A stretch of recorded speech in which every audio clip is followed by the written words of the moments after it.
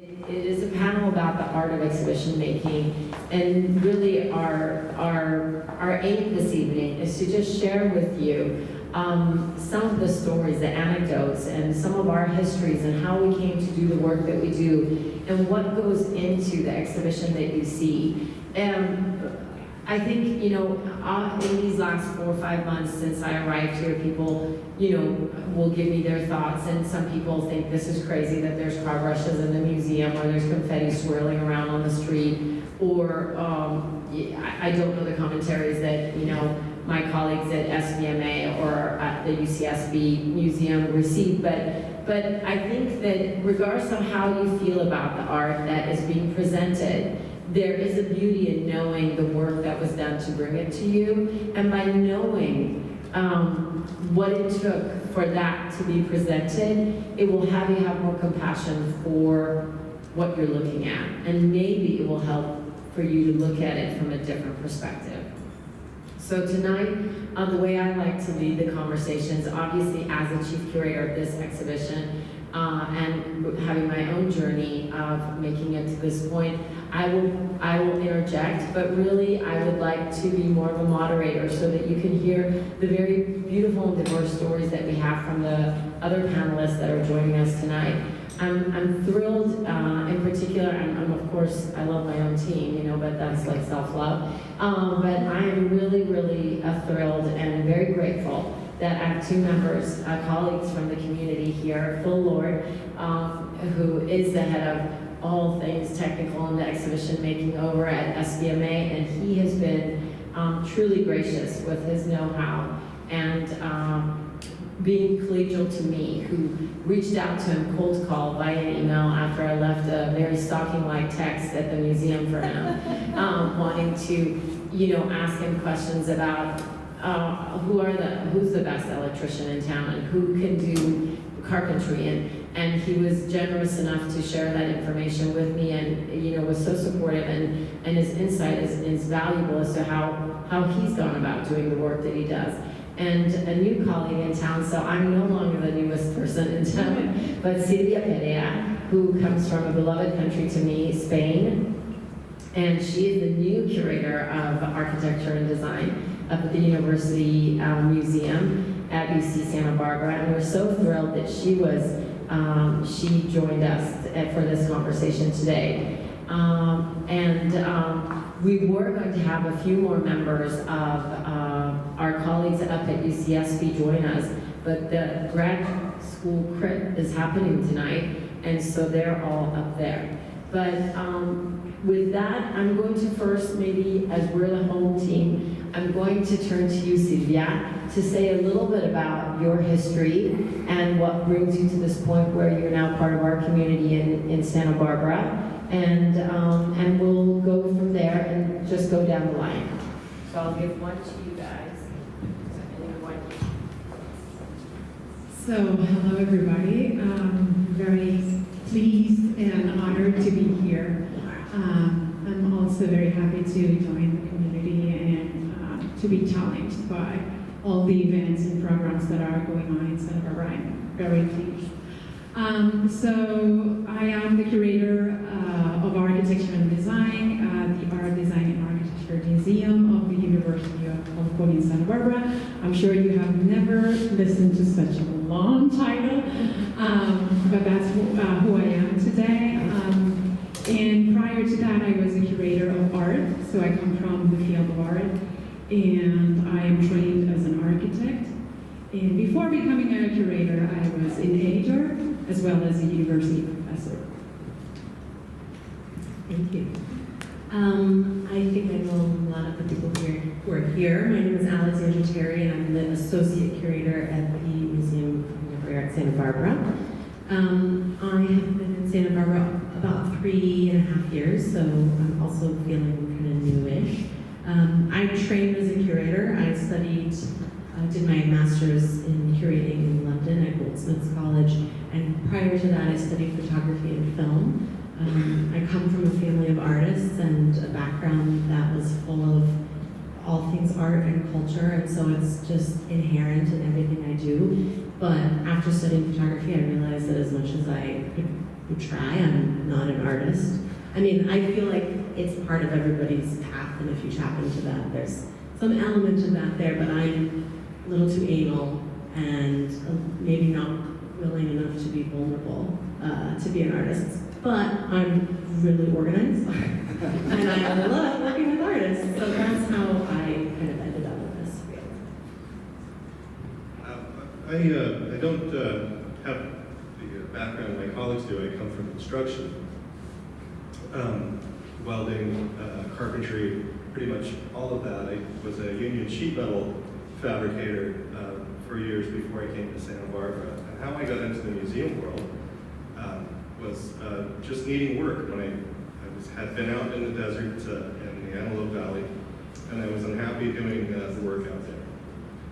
The company I worked for was in Ventura, and they called me to Ventura to do some work, and I realized that the ocean was right there. It was so close, and I became determined to move to the area. This was 1990, and there was an opening at the Natural History Museum here for an exhibit, an exhibit technician, and I just pestered them for the job, and they didn't want to give it to me because I was overqualified. They were concerned that I would work for 3 months, get bored, and leave. So I made a deal that I would stick around for 2 years and then take it from there. And the next thing I know, the art museum got my name and called me up, and I've been there ever since '96. So that's my pedigree. I'll go last. Hi everyone, my name is Dildine. I'm our exhibitions manager, and I also run a diversity pipeline program called Emerging Leaders in the Arts here. Let's see, where did I get started? I am pretty new on the scene, just in general, I think, looking at my colleagues. But I feel very lucky to be here and very proud to also represent the museum the way that I can. I was at the University of Santa Barbara, California since 2011. I graduated in 2015, that's right. And my brother was actually the first person that introduced me to the museum. He said, hey, you're in your junior year, go try an internship. Sure, I guess we'll try. So I had applied for the internship and I got it, and I was really excited. And the first thing that I saw of the museum was the install period that was here, which I never really understood what that was. Like the install period, why is it dirty, and what is the museum looking like this for? I did really good. but it was really interesting. It was really exciting. And so I decided to apply for a job at the museum after I was interning here, and I luckily got a position here as an administrative position. I was the Administrative and Development Associate, or assistant at the time, so that's also a long title. It was a lot to say to people. But I was doing some bar stuff, doing mail collection, other copying related things, and then someone, our previous executive director, asked me if I would like to be our exhibition coordinator. So she had trusted me to join our exhibitions team. And I was extremely flattered and lucky to say yes and to be able to join that team. So I am currently our exhibitions manager, and I am with our team that installs work. And so that's kind of how I started. But this is the only museum I've worked with. So before that, I studied art and psychology. And so I'm here now, and I've been here for about 4 years, and I completely love what I do. That's me. Hello, my name is Arturo Soto. I am an artist.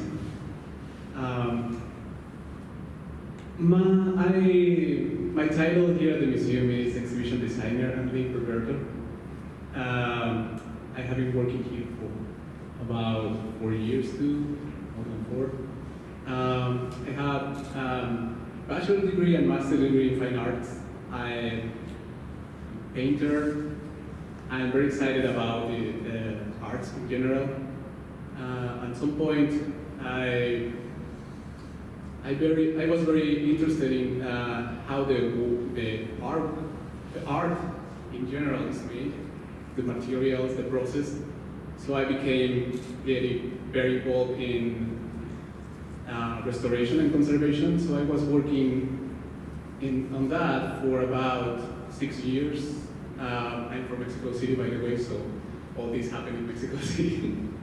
After that, I moved here to Santa Barbara. I started working in conservation too and restoration in the Fine Arts Conservation Laboratories. And after that, I started working as exhibition coordinator at the museum, Casa Dolores Museum. It's in Bath Street. It's a very little museum. It's art and craft from Mexico. And after that, there was an opening for the position here as the lead preparator. No, it was the assistant first. So I was the assistant, and after a while, I became the lead preparator, and also I started doing some design for the exhibitions, and now I'm the exhibition designer too.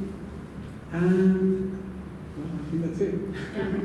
So what I would like to do is, now that everyone has introduced themselves, maybe, Phil, I'll start with you. And so maybe it would be nice to hear a little bit, you taking from your, from what you learned as a profession and what you brought into your work, and maybe some anecdotes from early on, like the first exhibition that you worked on.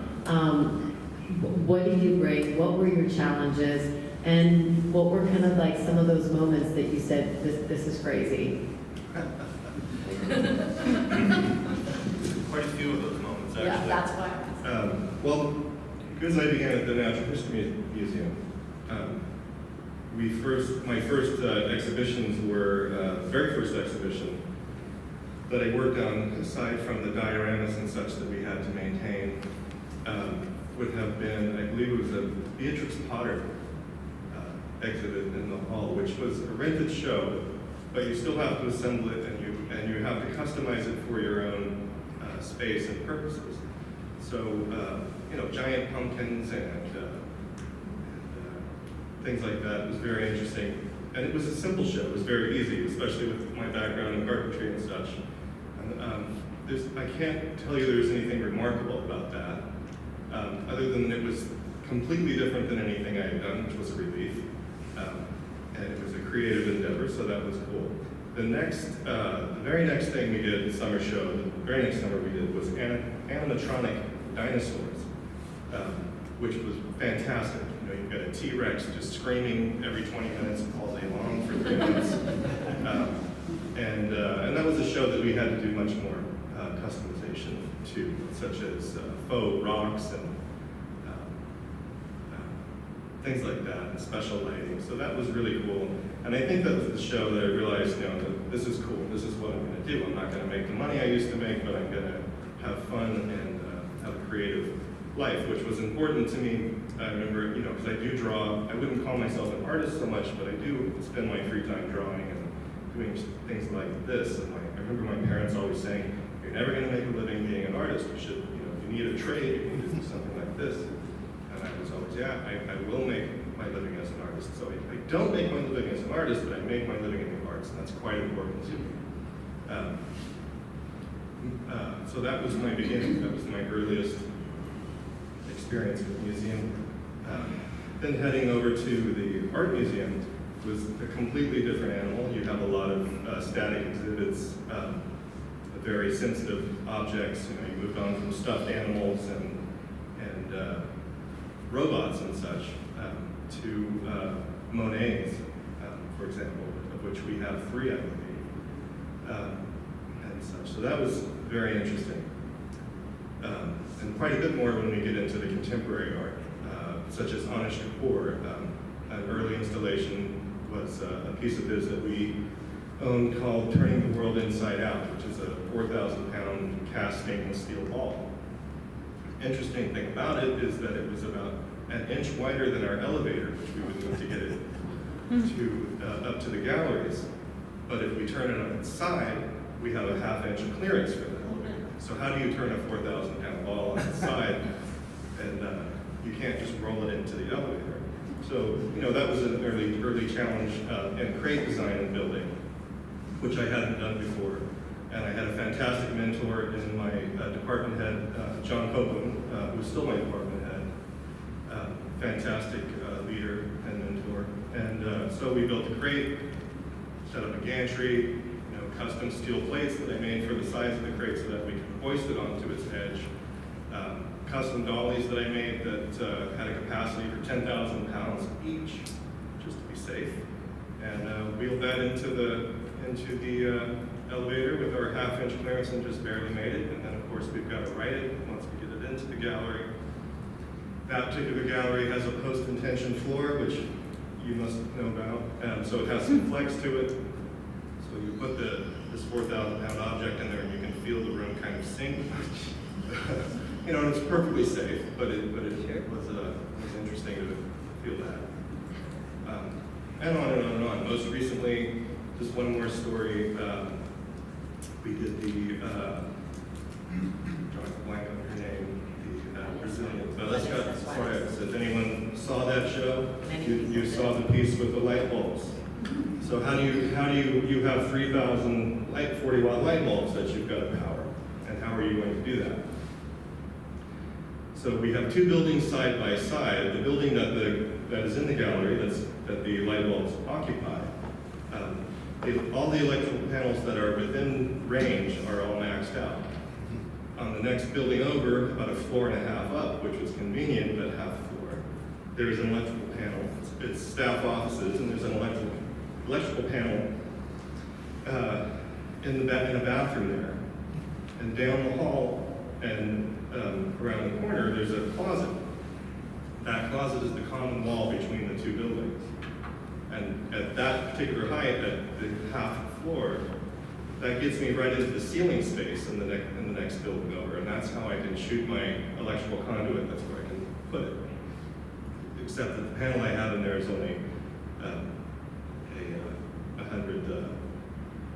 It can only take so much power. But I know that next door in our renovation, where the things are being demolished, I have a 200. Thank you. I'm very nervous, I'll tell you. 200 amp panel in there that the room has been demolished, but the demo guys haven't pulled the panel yet. So I know I can rob that. I robbed that. I replaced the 100 amp panel with a 200 amp, and now I'm inside the closet pouring through two concrete walls. So I can run a 3-inch conduit through it. And we managed, and we just max out that 200 amp panel. And we managed to pull it off, and we also had a very short time to assemble those panels. We had them custom made on short order by Alex Rasmussen, who is a gentleman who has a company, Neil Fay in Goleta, and their primary thing is making custom faceplates and knobs and such for high-end stereo systems. That was the bread and butter beginning in the 60s. You're nodding, you must know him.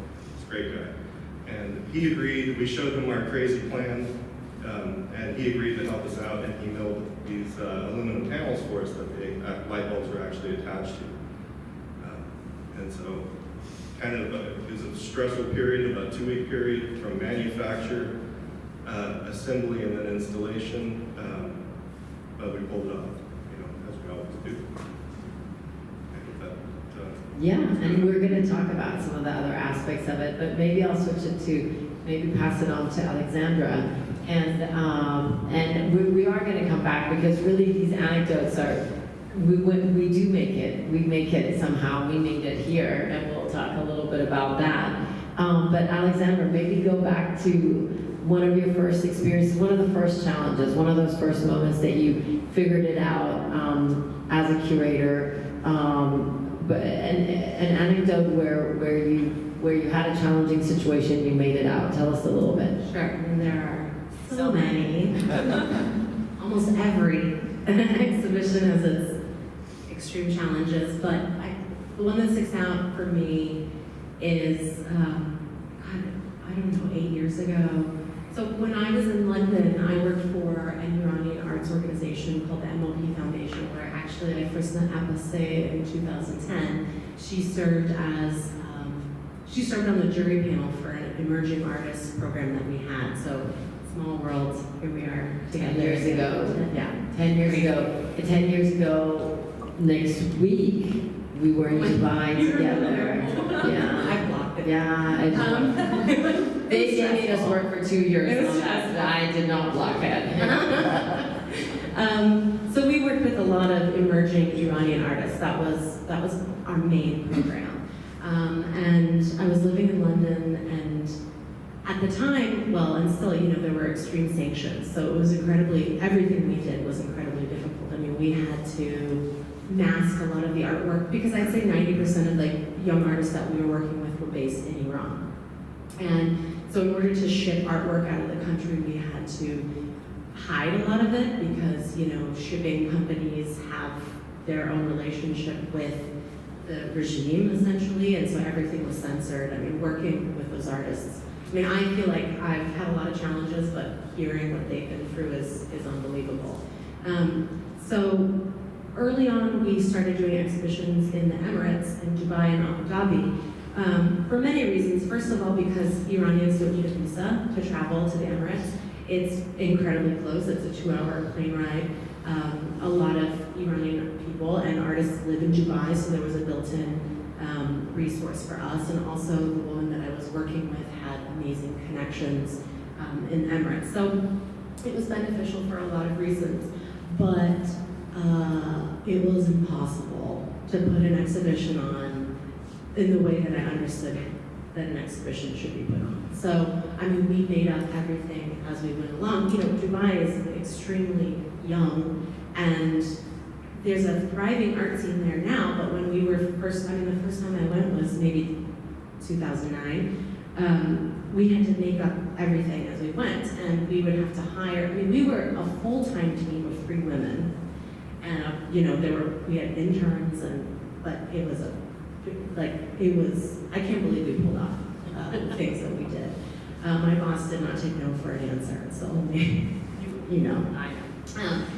but the most challenging experience that we had is we constantly had to get our exhibition spaces donated to us because there were no, finished spaces. There were a lot of warehouses, which have now been turned into galleries, but my boss found some guy who had a villa in the middle of nowhere. And the thing is, there are no street names, we couldn't drive, so every time we took a car, we were driving around for 45 minutes trying to find where we're going. So the first challenge was how do you even get to the venue? This guy donated his half-built villa, and then he's like, don't mess anything up.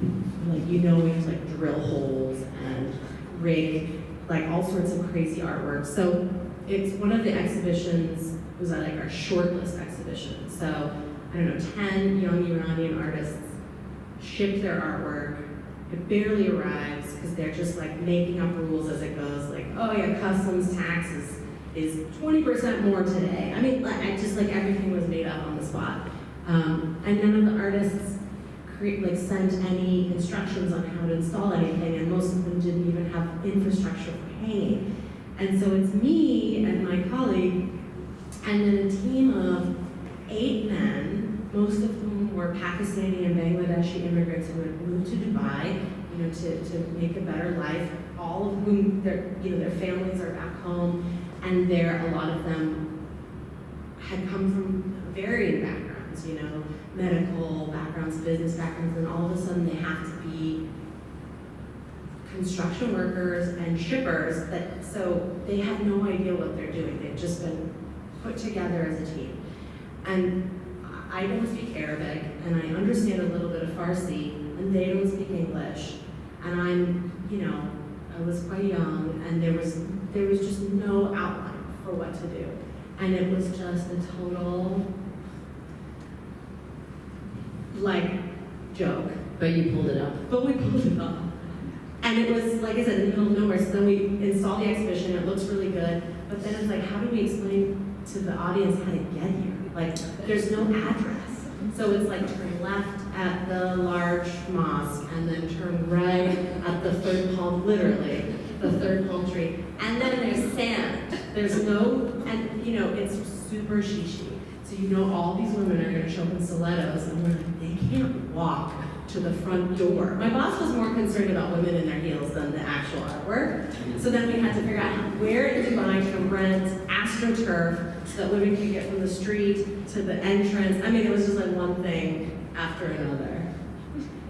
And this is the reality, and you made it.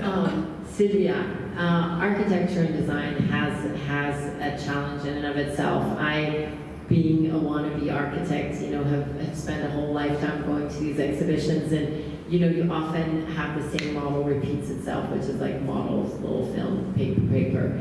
And in the last, architecture biennials and the last architecture shows, people are trying to move away from that. Share with us a little bit about how you envision, or maybe some of the projects that you've taken part of, and how you want to change or curate that, because we're all very excited about you. I'm particularly very excited about you being here and partnering as we kind of go on our journey with architecture. So how do you reconcile curating an architecture and design show in a way that is engaging when the objects are so static and kind of two-dimensional? How do you go about that? How do you maneuver that challenge? So it's kind of a historic question, because that's the challenge that has been proposed to any curator who has dealt with architecture, the exhibition of architecture in the past. Fortunately, today we have technology on our side, and we can create experiences as never before. So that's one way to go, to try to incorporate more and more technology into exhibiting architecture, as to provide an experience of what it is like to engage with spaces, and what makes those spaces specially special. So I think that's one way to go. But, I think that the connection between art and architecture is very fruitful. So there are many things that can be brought together from the experience of working with art and can be translated into architecture and the exhibition of architecture, such as the three-dimensionality of it, not so much plans in two-dimensional technical documents that just a few can read, but we have to take into account our audiences at all times. And actually work on building those connections. So working with architecture is not simply with the discipline of architecture. I think it's a broader field, which I would say it's an art field. So for me, it is a priority to find those connections, because as an architect, I have been always inspired by art. I've always incorporated art references into my projects. And I know artists, by working with artists, that they have also looked at architecture to drive their own practices. So for me, having worked in both fields, it is a necessity to build those bridges. And those bridges actually enable us to have a different experience of what an architecture exhibition can be. At the moment, for example, I'm working with two artists in town. One is an architect and the other is an artist. And I have invited them to do research on our collections. So the artist is invited to do research on the architecture collection and vice versa. So it's been a very interesting process in which they are kind of challenged to overcome their own perception of what art and architecture is. So, in a way, we can have a very strong and deep conversation about architecture by looking at art in the other way around as well. So I'm trying to go, explore different ways in which we can do that link and make architecture and the exhibition of architecture more accessible as well. That's wonderful. I can't wait for these invitations. I wanted to ask Sarah next to you, but I want to ask a specific question. So, given that I'm suspecting that my predecessor, what she saw in you was your ability to organize and to very clearly execute things, which is what led her to thinking that you would be good with organizing the exhibitions, because you need to be extremely organized, strict, and then kind of see a path and be a solution, someone that resolves situations and finds solutions. Because if you're not that, then you're going to be sitting on the ground crying, and no exhibition's going to happen. So I didn't look at you. I didn't look at you. But so I want you to maybe look back at that first time that you were faced with a challenge, and in a short way, because we want to get to some other stories and then open it up to questions, is share what it was like to suddenly be facing a challenge, of installing, and maybe how you dealt with the artist, because actually that is going to be a question, so think about diplomatically how we answer that, about the challenging artists that we work with. And so I would like to hear about that. In the meantime, I wanted to share with you all that Arturo's question will actually have to do with this exhibition, but in the background you're seeing beautiful footage that was taken by our colleague Alex Blair during our installation at the 4 different places that this exhibition is being presented. And when I saw that, it's just so poetic and mesmerizing to watch everyone installing for me, but it is also so beautiful, so which is why it's in the background. And your question is going to be very specific to how you resolve the situation, so go thinking about that. But Sarah. It's my first time seeing the video too, so it's really cool to. It is so beautiful. To see that. It's really beautiful. So let's see. I mean, kind of like Alexandra said, like everything's a challenge, and you're always surprised that you're able to make an exhibition. At the end of it, you're like, "Wow, we did it! Okay, great, that's awesome. We did it."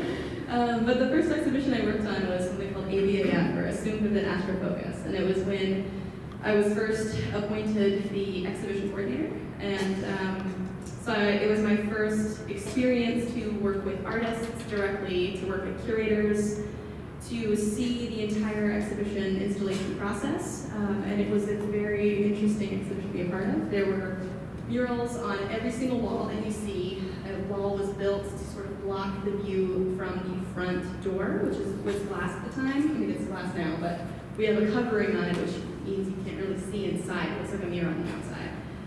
So we blocked the view, and there was murals around the walls. There was also carpets that we had created, about 48 different rugs that were printed from what the artist had created. So to see it come together was really exciting. It was actually already planned by the time I was the exhibition coordinator, and I was kind of just making sure things happened the way that they should. But I think the biggest struggle and challenge for me starting, and what I was realizing as I was going into this role, was I have to deal with so many different people, and on different levels of people, and what kind of power they have or how much involvement they have in each exhibition. So for the artists or the curators, each person sees an exhibition differently. Each person wants different parts of this exhibition. So for the artists, they have a very specific view of how their art should look. The curators as well also have a very specific idea of what they want their art to look like in a specific space. And then the preparators also have a very specific idea of how the work is installed. So everyone is very specific in how they view what is going to be occurring during the install. And my role was, as I was realizing, to make sure everyone was organized in how they viewed what was going to happen, which was kind of difficult starting out. And there was a lot of different difficulties with that first installation. There was a lot of projections. So Eric, our technology, I don't know what your full title is now, because it keeps changing, manager of sorts of all technological entities in the world. You gotta project the mural on all these different parts of the wall, including these little weird parts where it's like really small, and he was a large part of that first installation, but to make sure that the image ended up looking like the artist had hoped it would look like, I mean, it was just really confusing. We had to change the digital image to be something that looked visually correct. And so that was kind of tricky, but I think that the biggest thing for me was just understanding how to deal with a lot of different people that had different viewpoints of the same exact thing. And it was really exciting to understand that. So you have to negotiate it. You have to Yeah. negotiate those different visions. And it changes every single time we have a different artist, a different curator, a different installation. It's always new and So, and you know, I think we definitely are gonna do Exhibition Makers Part 2, you know, in the next cycle, because we're leaving out for you a whole part that has to do with conversations between Sarah, Arturo, and myself, and I'm sure Phil has it at his museum, and you have it at your museum, where it's like, I don't have money for that, so how can you resolve this? And then, you know, Eric, I want it like this, and she's like, you can't, and I'm like, but I really do, and then, you know, he has to figure it out. So we're leaving that part of the conversation, but I think this series that I would like about exhibition makers as we go through is for people to understand kind of the whole behind the scenes of the making of these exhibitions, and the funding and the negotiating, because it's really true. You do have to reconcile so many things. But Arturo, I in particular, because we have in the background that gantry that you and Tom made, to make it all possible for us to install those works. And those beautiful works are now installed in the Norton Gallery. We first put the concrete works of Lara in the glass box gallery in UCSB as a cooperation in this exhibition. We wanted to work with UCSB, and the glass box gallery was such a beautiful place, and I wanted to have these concrete works in there because the juxtaposition of being inside of a transparent room, but having the concrete work that is so still, but had been intervened with the body, was beautiful to me. So it was really challenging getting those pieces up here, back down, over to the university, and back from the university here, and installed over here. So maybe walk us through what you created when I said, no, I don't have money for that other thing that you want to rent. Well, this is actually related to the first question. Yeah. What is the most challenging project you have been done? I think this is maybe one of them, or not the one. Say one of them. It makes me feel better. Because the brushes are there too. The brushes are number 2. I'm so proud. So it was very challenging because they were super heavy. They are like around a ton. And they were impossible to move. Like, even if you want to push them in a dolly, it was almost impossible. So then we also were in this situation where we wanted to save money. So we went through a lot of ideas, and renting a gantry from a rental place, it was, I don't know, very expensive, $600 a day. So we needed for all this time, like from almost a month. So it was a lot of money. So I called my partner, preparator, Tom, and we discussed this idea. So it is possible to build one of those gantry that we can lift a ton. And yeah, we run some numbers, and yeah, it's possible, but we were in that age, in the frontier of it's not possible, but that's also possible. So we decided to do it. Why not? But it was also very challenging, the timing, because we were in the middle of installation of these pieces. So we were working on the design at the same time we were installing these brushes, and also these brushes were very difficult to install because they are not just pieces that you hang, that's it, you can work. No, they are going to be moving, they are super heavy, and Not just moving, but spinning. Which yeah, spinning, yeah, unique force. Yeah, when you read all the bad scenarios that could happen, it's super scary, and it's a lot of responsibility, but also it's very hard to sleep at night. Well, anyway, the thing is that we decided to build this gantry. Everything went well. We saved a lot of money because we went for that $600 daily to $80, something like that. So, thanks. Our financier. So starting from there, it was like very satisfying, and that's one of the main reasons we do what we do, because it's a lot of satisfaction to reach our goal, financially or artistically in general, yeah. But I cannot do my job if I don't have the amazing help of Sarah and Alexandra, because she coordinates everything. I just have to focus on the art and the safe issues, and everything went well, I guess, so far. Yeah. I sleep later in April. Yeah. And maybe it's true. It is. I think that's another point that we should,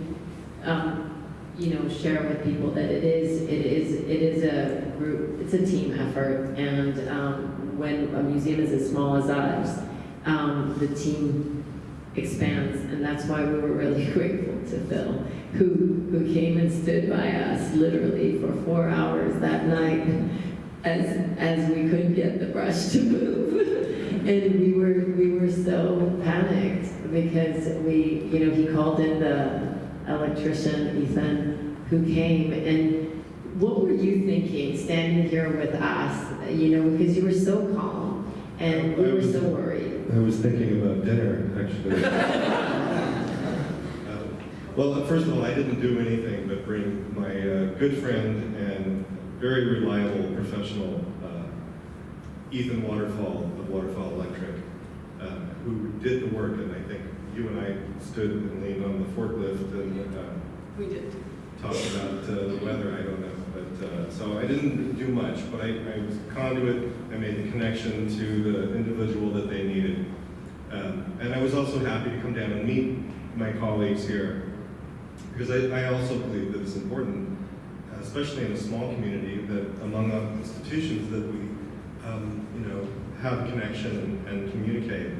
Because not long after this happened, virtually everyone on my crew got the flu, and we are in the middle of an installation of our own. And Abaseh had asked, what can I do for you in return for the favor you made?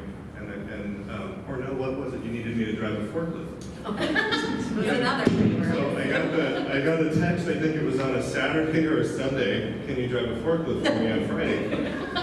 And at that time, I had the flu. And I was just laying there in bed, I get the text, I'm like, oh God, and I ignored it until a day or two later when it was Monday and I get to work and all of my guys called in sick. And I'm like, I know what.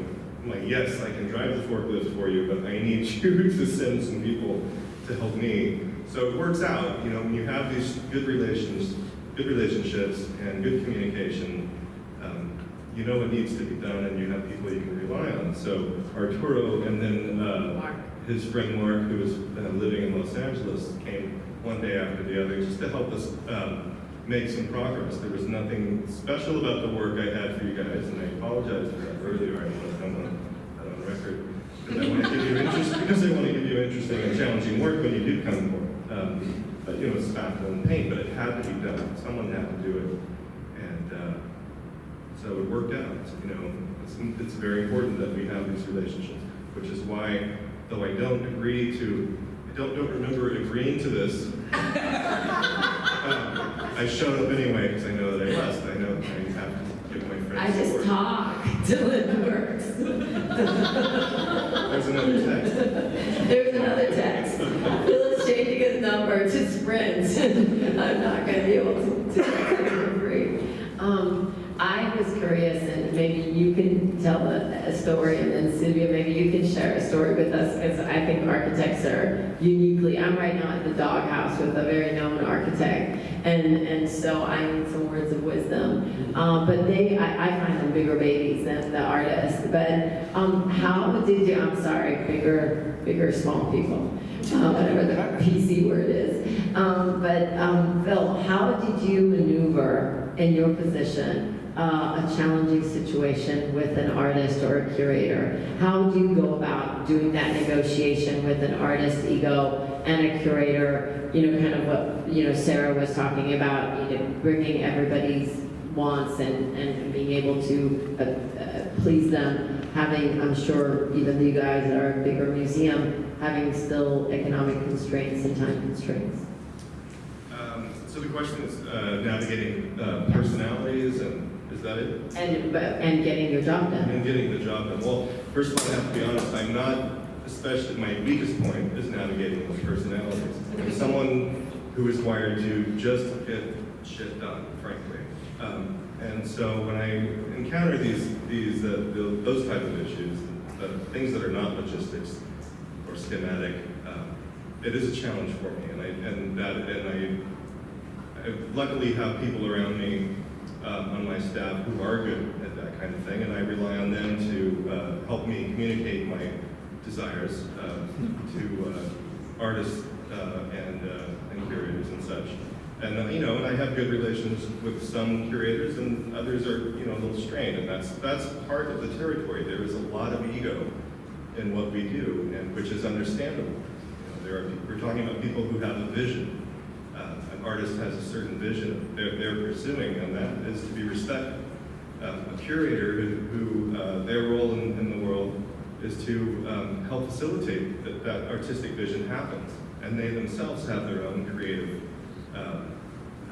concerns and visions. And so, while I don't have those visions, my thing is just to get it done. That's my role. I feel that I understand my role very well, and I do my role very well. There is a disconnect there where I don't necessarily, in my internal world, have time for that kind of those sensitivities. It's like, give me a drawing, give me a schematic. What material do you want? When is my deadline? What is my budget? And I charge forward and I make it happen. In fact, I was telling a friend the other day, that's how I survive in my job, in my world, because I get a lot of stuff done under some stressful conditions, and I think that my colleagues recognize that, and I get respect for that. But I am known for being a bit rough at times. So it can be like that. Working with living artists presents their own challenges, and people here, they know more about that than I do. I don't have to do that more than, say, once a year. Whereas every show that they produce is with living artists. And I make the distinction of living artists because a lot of us are happy to work with dead artists. I don't complain, if the paint's crooked, they don't care. You're not going to hear from them. But a recent situation, which was very minor, we have a Peter Shelton that we have never shown before. We just opened an exhibit, please come and see it, Sculptures That Tell Stories. We've never done an exclusively sculpture show before, and so that's kind of a big deal. It's also a show where we brought stuff out of the vaults, many things that have never been seen, and it's a very eclectic show for that reason. So please come by and see it. One of the pieces, though, is the Peter Shelton. I'm a fan of Peter Shelton. He's one of my, years ago I got very much into sculpture and making sculpture, and he was one of 3 artists, along with Martin Perea and Richard Pekin, that I got really excited about. So we have this object called head bell. It's a cast iron, 600-pound cast iron bell that visitors are to stand under and put their head in. It hangs at about shoulder height. And so the piece has been in a crate for 20 years. It's never been exhibited. We crack open the crate and I see that there's a hardware issue. It has a ring on it, but then not much else. And everyone is telling me, what the hell, we'll just aircraft cable and hang it on aircraft cable. And I'm like, that's going to look like hell. And plus I'm very familiar with the artist's work, so I know that he has a certain look and he makes custom hardware. He is a metalsmith. And so I reached out to him, hey, I got his email address, hey, this is what we're going to do, and I want your input. I want this to look the way you want it to look, because I am a fan, so please help. I happened to contact him at a time when he was very busy, and he had the flu, and so he was a little stressed himself, and so a series of very long emails Artists, as we all know, can be very eccentric people, so he's going into fantastic detail for me. But all I'm asking for, and I've already explained my personality, all I'm asking for is a piece of hardware. And I'm like, Jesus, dude, come on, just hammer something out for me. And so I get a series of very long emails, some thumbnail sketches, and finally I'm just like, okay, it's beautiful, whatever you want. And a couple of phone calls later, and he's kind of grumpy, and we navigate all of that. We finally, then a series of unfortunate events. We can't get the hardware up from LA. We finally get it up from LA this week. The show is already open. We'll actually be installing the bell tomorrow. As things have played out today, we wanted to install it. Our elevator broke down because, so we can't do that. Anyway, short story is, I think that I've met one of my heroes now. I think that he's a grumpy person who is difficult, and maybe I don't want to know him after all. Last night at 7 p.m., he calls me. He's feeling better. He's gotten over his flu. He's been to the dentist and got through that. And he just wants to talk, and he's very friendly, and that was great. We talked for a good 20 minutes on the phone about things in general, including the installation, but that was a wonderful thing. That happens too. So you think you're in a tense situation, you realize that later that no, it's just life, and we're all experiencing our difficulties, and I've made a new friend. So That's really lovely. Yeah. That's really great. Maybe pass to Silvia, and then I'll end with Alexandra, and I'll switch it to questions. Silvia, tell us an anecdote. Share with us an experience of working with architects when you're installing. How does it work with them when you're installing shows with It's them? pretty much similar to artists. Really? We have to deal with lots of ego. But I always follow a strategy when I'm working with living artists or architects. I bring them into the exhibition, and so I tend to interview them and record the interview, and then have that as part of the exhibition. And that's the approach that I have to scare them as well. And to a little bit define their input and their work and our work. We have to manage it in a way. We have to get to a balance. But the minute that they see that they are part of the exhibition and that they can talk about it, and that we as curators, we don't have the leading voice, but it is the artist or the architect who is explaining their own work, they feel empowered. And so that gives us some room to play around with things while we're distracted. So that's worked pretty well. And for all the cases of all the people that I have worked with. But Phil has put it very well. I think that our job is also to cultivate that relationship. We have to gain their trust, and that takes a lot of time, and it takes a lot of work. In my modest experience, the time or the minute that the artist or the architect sees the work and your involvement and your effort and the energy that you put into their project, they begin to follow you and to accompany you in the project, in the process. So it becomes more affordable for everybody. But it takes a while to build that relationship, and I think it's on us. So it's part of our job.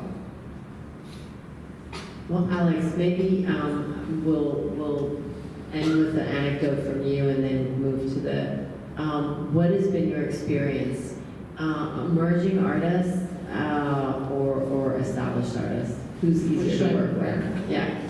It's funny that you asked me that, because when I was formulating the answer in my head, it was exactly related to this. Working with artists is my favorite part of the job. It's like what I live for. And I've been really lucky to work with artists who I admired for a long time, and I just feel so grateful for them. And I've worked with some artists that are big name artists who I assumed were going to be a pain in the ass, and I admired them, and I was really excited, and they were just like the easiest, Cecily Brown, the Cecily Brown exhibition, she's like, oh, let me get out of your way, don't let me be in your hair. I mean, and then she's like, you want to go to the pub afterwards? Like, she was just so gracious and warm and generous with her time. Emerging artists are a different story. I've worked with a lot of emerging artists, and I said with the organization in London that I worked for, we had this art prize for emerging artists. They are anxious about, it's their first foray into the art world. And here, for a lot of the emerging artists, it's their first institutional show, so it's a big deal. And they're controlling. And they also are riding this, ego wave of like, oh, I got a show at a museum in California. So it's really about balancing that, but also saying like, hey, don't dig your heels in too deep. Let's be experimental, let's be open, let's see what happens. But a lot of the Iranian emerging artists that I worked with, I mean, it was so tough because we were far away from one another, our expectations were completely different. Again, like I said, they're working under a religious regime, and so they have to navigate the art world in a completely different way than I was used to. And so there was a major kind of language barrier, and I don't mean like physical, like actual language. It was like, how do I get across to them what I'm interested in? And they were really holding on tight. So with emerging artists, for me, it's about like, okay, I let go of your expectations. Let's just see what happens. Don't get too big for your britches too early on, and let's have fun. Like let this be an enjoyable experience. I totally agree with you. That the experience of being on the jury with the artists, in particular, this particular process, which was early on in my life, and one of the first really intense juries I worked on.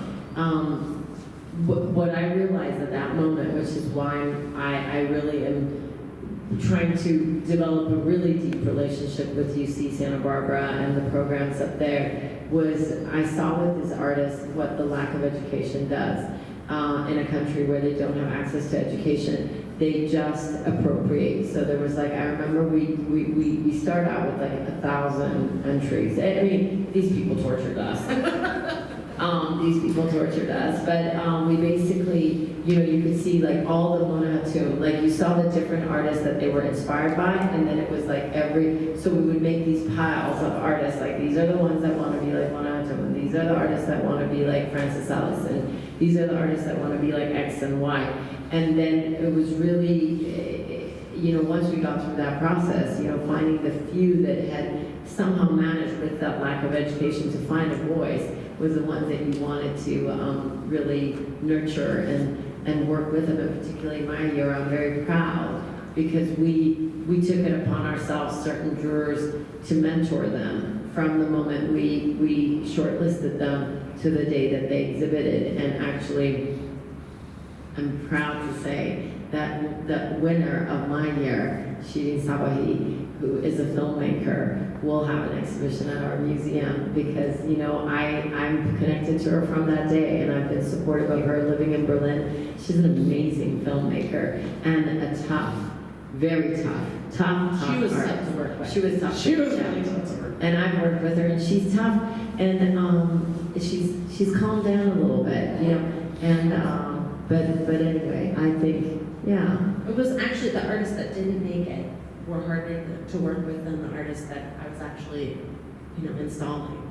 They just couldn't believe that they hadn't been selected. I mean, these are like 20-year-old, people getting emails and phone calls, and how could you not, like, and that's tough. It's a tough position to be in. That particular jury, it was awful, and I was, I've never been invited back because, her boss didn't want the person who won to win because who buys film and who buys slides, and she was very adamant that someone else had to win, and I said, no, we are going to vote for the best artist in this group, and it is this artist, and I don't care if people don't buy film because this is the artist we're going to support. So it was interesting. So I have a lot more questions, but I want to open it up to you to ask any. If you don't, I have a couple more, and then we will wrap it up. But do you have some thoughts? And maybe Kat, come over here and take one of the mics from me. Kat. Does anybody have some questions? Do you want to just, there we go. We have them. So when you ask your question, stand up. Tell us who you are. Yeah, thank you. I'm a fan of art. My Thank name's you. Lloyd. And I was just wondering, working with art the way you guys do, does it still inspire you? Does it become every day and complacency set in and you're like, I'm gonna go to work again? Or is it a thrill? Is it these challenges and the unexpected things and the end result? Does the reward, does it continue? Or do any of you feel like maybe it's time to get into something else because it's just not doing what it used to do? Does that happen periodically? And how do you keep it alive? Like when it becomes really, it's like, looks like some work. It was. They were pretty exhausted at the end of that. You know, Sarah, despite her very young age, had dark circles under her eyes. You know, but I'll tears. I'm good. Yeah. Yeah, I mean, I've not been in it that long, but for me, like, especially with contemporary art, I think it's really, really difficult to get bored of something like this. You know, I mean, I've never thought I would be installing car wash brushes in this museum, even in other museums, but it's really exciting to be able to talk to artists, and I think I'm really lucky to be able to speak to the artist and spend so much time with a specific piece of art. And I think that's what makes it so exciting, is that I think if I go to a different museum, I'll spend a couple of minutes with a single piece of art, but here, I'll spend weeks and weeks and weeks and months with a single piece or with several pieces. And for me, that's really exciting to get to know a specific artist and a specific piece so in depth. And it's really exciting to be able to explore that and to understand a piece much more than I think a typical visitor does. And it's very specific artists and pieces, but for me that's really exciting and it doesn't get bored. And I'm really challenged on a daily basis with these folks and with the pieces and different types of installs, so that's pretty, I'm thrilled. Well, the dynamic and the inside the museum is very interesting because you work on the process of installation for so long that actually the installation is very short. And once it's up, you start working in the next exhibition. So it never stops. And now James Benin is coming and we have to start reading about it. We have to start to more about his work, his process, the aesthetic. We are about to start designing the exhibition, so it's non-stop. So the interest is always up. It's not just when we are nailing or doing screw, it's 100% of the time. I think the first day I came in and that back wall was built, it was like, that's when I felt that I was home. Like, the moment I saw that wall, I realized I now feel at home here. Now it feels like a museum to me. And it was not an easy process for this exhibition. I had a very short lead time. You know, it's unusual, to say it diplomatically, for a museum not to have their winter exhibition, and for an incoming director in the fall to have to put a show together. And so it was, and you know, I didn't know the team. I didn't know the situation. I didn't know anyone. And to put this exhibition, which would not have been possible without also my assistant, curatorial assistant, Constanza Medina, who lives in Mexico City and works from Mexico City and is going to be visiting us in a few weeks. But you know, I am incredibly blessed and pleased, although it was the longest installation I've ever been part of due to California laws, which I think are very detrimental to creativity and to productivity. really, because you end up so exhausted. Nothing needs to take this long, but you know, you're constrained by these forces of time. You know, the rest of the world, Alex and I kept speaking to each other, the rest of the world, we work till we drop dead, and then the installation period is over, and you know, there's mezcal in my office, and to celebrate. Is that part of it though? So I imagine there's got to be the life that's like the art and like the newness of the new art, but then is it partially inherently the new challenges and figuring out how to make it work that also keeps it so interesting? Like, you know. Well, there's good interesting and there's bad interesting. I mean, the good interesting is yeah, the good interesting. The bad interesting is finding out that the electrical plant of this entire museum had to be upgraded, and that, you know, those black cords were going to, you know, they were going to create that visual for me, and that I had to make peace with. And how could I make them disappear? And like a whole hours of discussion as to, do I put tape on them or no? And should I brackets? And, you know, and why do they have to exist? And why can't they go another way? You know, and there's this moment where I'm a very rational person, so I've never gone to that crazy moment of like,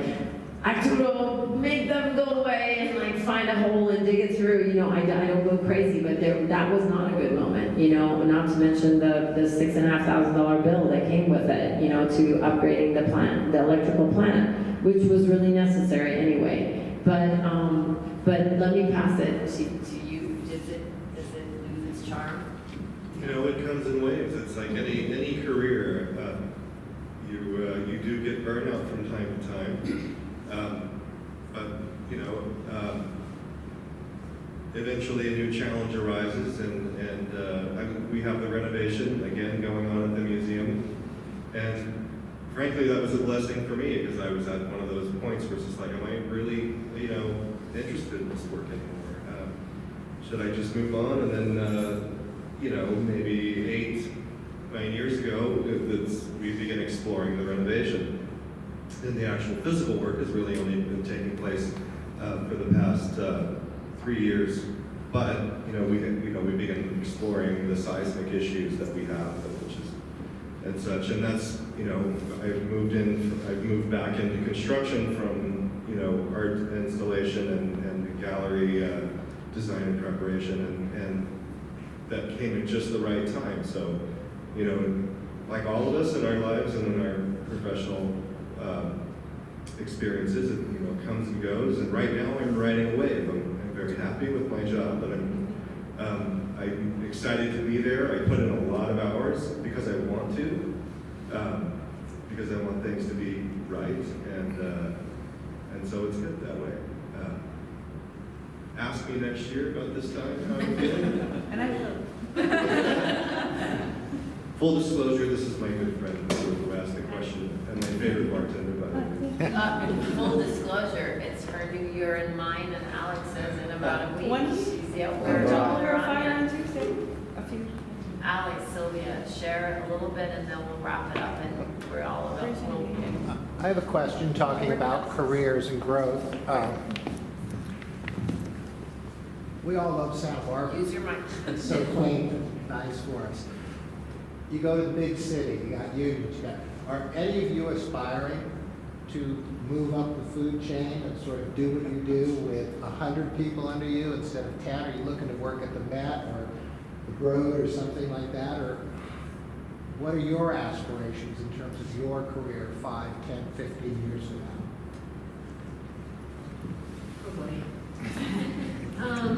Be careful. Maybe on the top of the chart. Let me think. Well, I moved here from London, and so I was in a much larger community. This is, in my professional career, this is the first time that I've been in a social scene where none of my friends are artists and none of my friends are museum workers.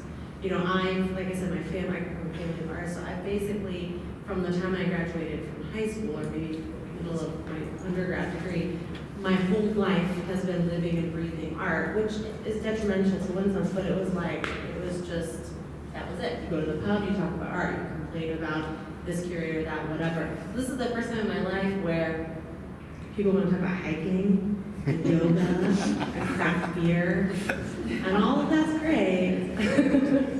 But I really miss that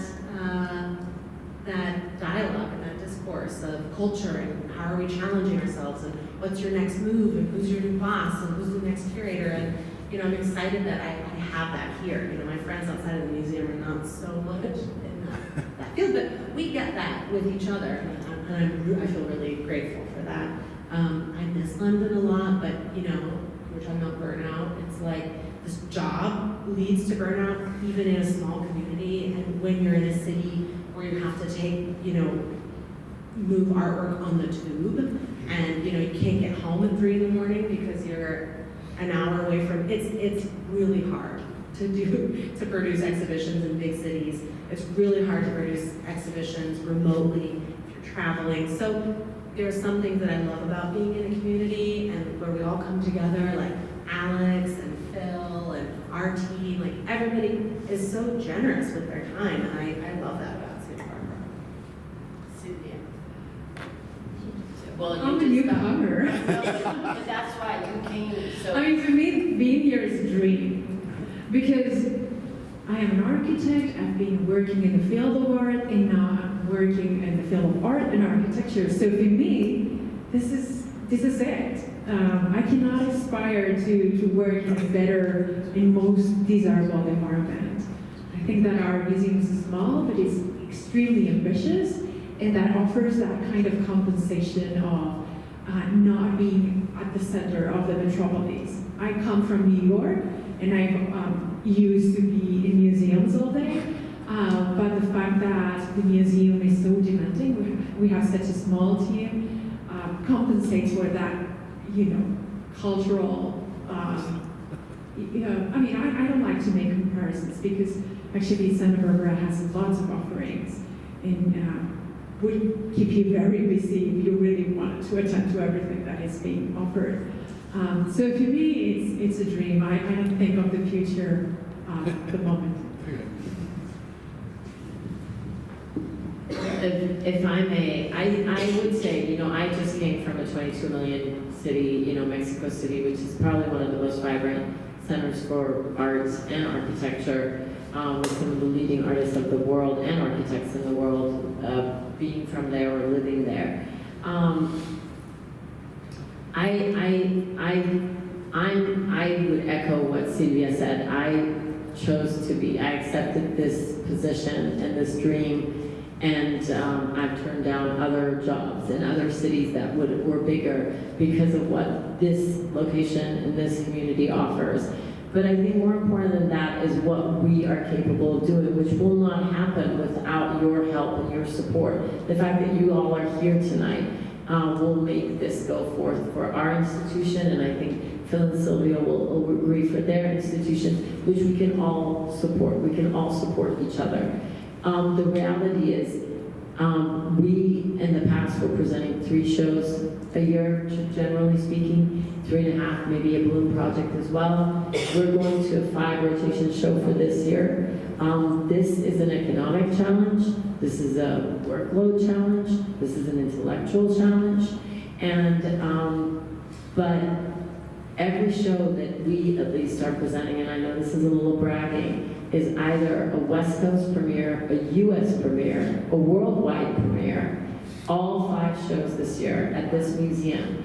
So it is up to each and every one of us in this community to talk about this outside of our community and let people know what Silvia is doing and what Julie and Charlie and Phil are doing and what Westmont is doing, because we all are doing amazing projects. And we need to talk about it in Los Angeles or New York or in Mexico City, because if we don't, people won't know. So really, I think the institution, you're able to do so much more. The experiences that Sarah has here, she would never have in a bigger institution at her age. Arturo's liberties won't happen. So I can speak to, because I ran a bigger institution, and it's a privilege to be able to do what we do at our level and to resolve these problems, as Arturo was saying, in that moment, it's desperation and there's tension. And, you know, and I on top of it have budget and, you know, my finance and my fortunes. And, you know, and you have all of that going on, but then when you resolve it, it is that immense satisfaction that you were able to pull it off. And you can't do that in other places. So I think we need to change the discourse on what it means to work in a second city and what second cities can offer. And it's about changing those words and the way we look at them. We can define how things can be run right here in Santa Barbara. So with that, I really ask each and every one of you at any level, whether it's economic, whether it's your time, whether it's your expertise, to get involved with our institutions, to support us, to bring your friends, because we can make a difference on the national and international scene. So go and see the upcoming exhibition at SBMA. We're all excited about what you're going to be doing up at UCSB, and we're there for you, to support you. And this exhibition is on. We have several more amazing events coming up. Bookmaking is when, Melanie? Third Thursday? Next Thursday. Next Thursday. Our next curated cocktail is on April 4th. And we have a special host committee of kind of the next gen that are going to host, and we're going to build that community of people that are going to talk about art and want to love art, and we're very excited about them. So if you know next gen people, send them over. And our next exhibition is with a wonderful, amazing American, Valverde based, which is 45 minutes from here, 1 hour. Filmmaker and photographer called James Benning, 73 years old, amazing artist, and it will be his first institutional show, first solo institutional show in the United States. So we're very proud. We're very proud. So thank you so much, everyone, for being here tonight. We hope we were able to excite you about what's coming, and we look forward to seeing your faces again in our presentation. Thank you so much.